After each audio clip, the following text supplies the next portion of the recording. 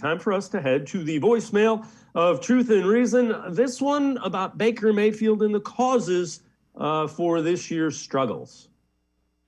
I just want to say this. Baker Mayfield, I believe, is an inadequate quarterback. I don't think there's anyone out there that we can get right now that could do better than him. As far as Baker's bad play this year, I think it was mostly because of the injury and the receivers around him, mainly Odell Beckham. He didn't want to be here. But that said, we have a coach, Kevin Stefanski. He's the coach. He should have set Baker down, and Case Keenum should have played. I blame it on the coach. Thank you.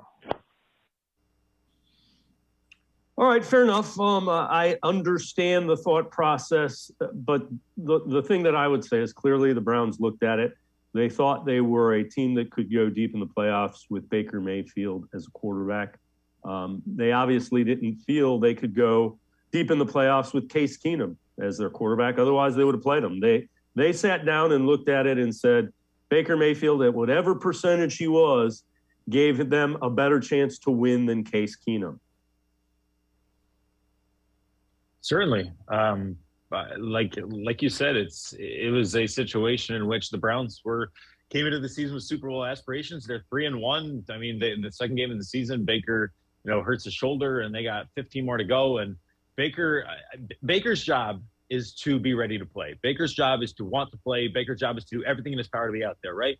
So I agree with the caller that yes, Kevin Stefanski's job or the front office's job or somebody else's job is to sit down Baker and say, listen, Baker, we get it. We want you to be there. But I think for the best of your health, best of the team's health, get healthy now, get the surgery now, going forward. I know that it was a contract year, and I get that. I don't think that played as big a part as people believe. I don't think it had anything to do with the contract situation. I think it had to do with the fact that Baker knew that he could tough it out, knew that he could play through it, and he's a competitor. He's a fighter. He's always been that way. So I think Baker Mayfield had the right mindset and wanted to be out there and playing.